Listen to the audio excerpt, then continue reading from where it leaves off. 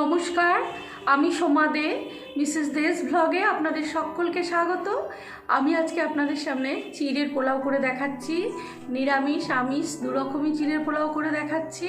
এই যে খাবারটা, এই খাবারটা বাচ্চাদের টিফিনের জন্য ভীষণ পুষ্টিকর একটা খাবার। আপনারা ইচ্ছা করলে চিড়ের পোলাওতে অনেক রকম সবজিও মিশিয়ে দিতে পারেন। সকালের জলখাবারের জন্য খুব আদর্শ খাবার এটা একটা। ভিডিওটা সম্পূর্ণ দেখবেন প্রথম থেকে শেষ পর্যন্ত।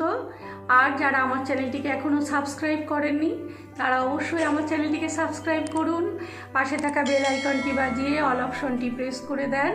আর ভিডিওটি ভালো লাগলে লাইক করুন, শেয়ার করুন বন্ধুদের মধ্যে, আর আমাকে একটু কমেন্ট করুন আপনারা কেমন লাগছে আপনাদের ভিডিওগুলো, কমেন্ট করুন। তাহলে চলুন রান্নাটা শুরু করে দিই।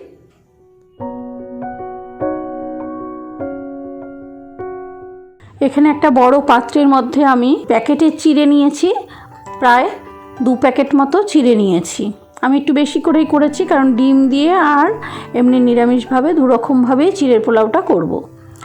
পরিষ্কার করে ধুয়ে নিয়েছি, দেখুন 3 বার ধুয়েছি কিন্তু এত সুন্দর ঝরঝরে রয়েছে। পরিষ্কার করে ধুয়ে নিয়ে আমি একটা ছাঁকনির মধ্যে দিয়ে জল ঝরাতে দিয়েছি, মাঝে একটু 2-3 বার একটু উল্টিয়ে দেবো।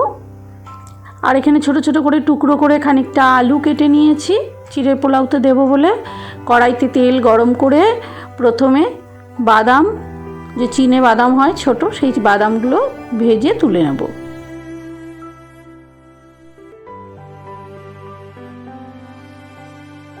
বাদামগুলো ভাজা হয়ে গেছে, এবার তুলে নিলাম। এবার ওই তেলের মধ্যে আলুগুলো দিয়ে ভেজে নেব।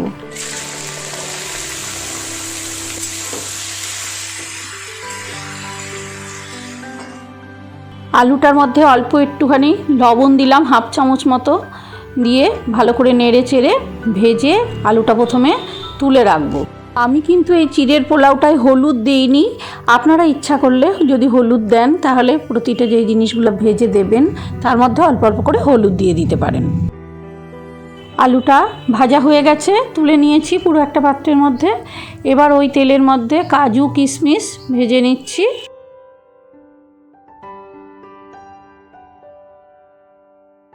কাজু কিশমিশটাও ভেজে তুলে নিলাম।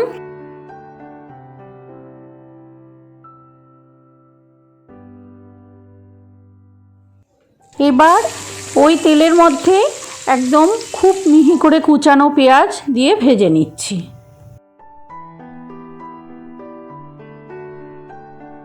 পেঁয়াজটা হাই ফ্লেমে 2-3 মিনিট ভাজা হয়ে যাওয়ার পরে তারপরে তার মধ্যে আদা রসুন আর কাঁচা লঙ্কা বাটা দিলাম।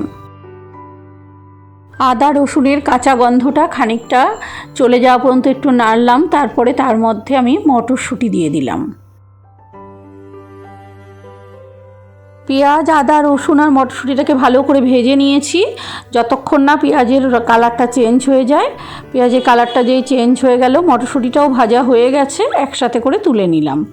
এবার এই কড়াইতে আমি বড় চামচের 4 চামচ ঘি দিলাম আর 2 চামচ সাদা তেল দিলাম। এই ঘিয়ের মধ্যে আমি চিড়েটা দিয়ে ভালো করে ভেজে নেব। চিড়েটা দেখুন কত ঝরঝরে রয়েছে, কত সুন্দর। মাঝে মধ্যে আমি একটু ঝাঁকিয়ে উল্টে পাল্টে নিয়েছিলাম। আপনারা অবশ্যই প্যাকেটের চিড়ে নেওয়ার চেষ্টা করবেন, আর নয়তো বাজারে যে একটু মোটা দানার একটু লম্বা যে চিড়েগুলো হয় সেই চিড়ে নেবেন, তাহলে পোলাও খুব ভালো হবে। এর মধ্যে এবার আমি লবণ দিলাম 1 চামচ আর বড় চামচের প্রায় 3 চামচ মতো চিনি দিয়ে ভালো করে নেড়ে দিলাম। আর এবার এর মধ্যে ভাজা আলু, পেঁয়াজ, মটরশুঁটি সব দিয়ে মিশিয়ে দিয়ে ভালো করে নাড়াচাড়া করছি। চিড়ের পোলাও কিন্তু ভেঙে গেলে বা গলে গেলে চিড়েগুলো একদমই ভালো লাগে না। এর মধ্যে ভাজা বাদাম, কাজু কিশমিশ ভাজাটাও দিয়ে দিলাম একসাথে। সব ভাজায় লবণ দেওয়া আছে অল্প অল্প করে, সেই জন্য আর আমি বেশি লবণ দিলাম না। আর পোলাও সব সময় একটু মিষ্টি মিষ্টি হলে ভালো লাগে। আপনারা আপনাদের স্বাদ বুঝে নুন মিষ্টিটা দেবেন। দেখুন কত সুন্দর পোলাও হয়েছে, একদম ঝরঝরে। এবার এর মধ্যে আমি 1 চামচ গোলাপ জল আর 1 চামচ কেওড়া জল দিয়ে দিলাম। এটা অপশনাল, এটা আপনাদের যদি মনে হয় স্কিপ করবেন করতে পারেন। কয়েকটা চেরা কাঁচা লঙ্কা দিয়ে দিলাম সেন্ট হওয়ার জন্য। আমরা পেঁয়াজ রসুনকে কিন্তু কখনোই আমিষ ভাবি না, শুধু উপোসের দিন ছাড়া। তার জন্যই আমি নিরামিষ রান্নাতেও পেঁয়াজ রসুনটা দিই। সেটা আপনাদের ইচ্ছা, আপনারা মনে করলে পেঁয়াজ রসুনটা বাদ দিয়ে করতে পারেন পোলাওটা। এবার গ্যাসটা অফ করে দিয়ে আমি পোলাওটাকে বাটির মধ্যে তুলে নিচ্ছি। হাফটা নিরামিষ করে আমি তুলে নিলাম। বাকি পোলাওটা আরেকটা বাটিতে তুলে রেখে ওই কড়াইতেই সাদা তেল গরম করে ওর মধ্যে আমি 4টে ডিম ফাটিয়ে দিয়ে দিলাম।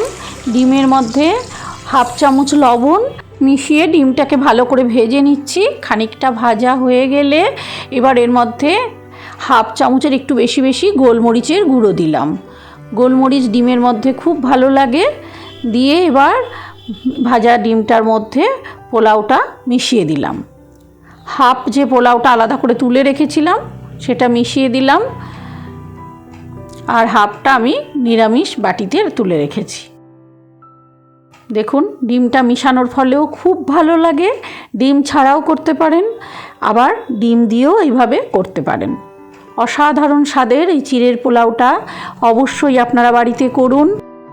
দেখুন কত সুন্দর স্বাদ হবে চিড়ের পোলাওতে।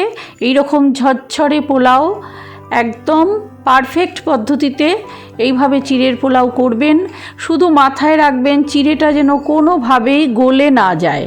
বাজার থেকে এমন চিড়ে কিনবেন, চিড়ে ধুয়ে খেতেই হবে, শুধু তো দিতে পারবেন না আপনি ডাইরেক্ট, সেই চিড়েটা খেতেও ভালো লাগবে না ডাইরেক্ট দিলে। অবশ্যই এমন চিড়ে কিনবেন যে চিড়েটা অন্তত দুবার ধোয়ার পরেও সুন্দর শক্ত থাকবে, তবেই সেই চিড়ে জল ঝরা দিয়ে রেখে দেবেন। দিয়ে এইভাবে পোলাও বানাবেন, খুব সুন্দর পোলাও হবে। যা যা আমি বললাম সেই রকমভাবেই মেনটেন করে করবেন চিড়ের পোলাওটা, দেখবেন খুব ভালো লাগবে। তাহলে দেখলেন চিড়ের পোলাও রান্নাটা, নিশ্চয়ই আপনাদের খুব ভালো লাগলো। বাচ্চাদের জন্য বানান, বাড়ির বড়দের জন্যও বানান, নিজেরাও খান। এইভাবে চিড়ের পোলাও বানান তাহলে। আর আমার চ্যানেলটিকে সাবস্ক্রাইব করুন। যারা আমার পাশে থাকতে ইচ্ছা করছে তারা অবশ্যই আমার চ্যানেলটিকে সাবস্ক্রাইব করে পাশে থাকা বেল আইকনটি বাজিয়ে অল অপশনটি প্রেস করবেন। ভিডিওটি ভালো লাগলে লাইক করুন, শেয়ার করুন আর কমেন্ট করুন। নমস্কার।